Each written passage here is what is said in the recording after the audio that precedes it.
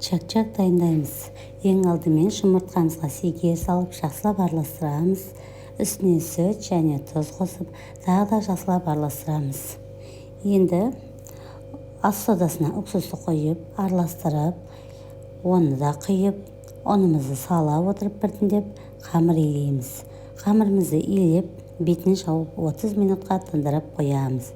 30 минуттан кейін қамырымызды аламыз, 3 бөлікке бөліп, қамырымызды шұқалап, жайып алып, енді осылай кесіп аламыз да, чак-чактарымызды тураймыз. Кесіп. Қызып тұрған табадағы майға чак-чактарымызды салып, қызарғанша қуырып аламыз.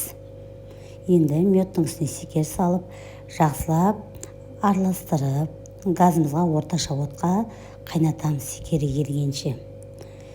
Енді чак-чактың үстіне метті салып, ыссы күйінде жақсылап тезірек араластырып, тезірек араластырмасаңыздар қатып кетеді. Қолымызды сулап алып, осылай жабыстырамыз. Енді қалған бөлігіне кішіміз салып араластырып, тағы да метімізбен, тағы да оны қолымызбен осылай бастырамыз.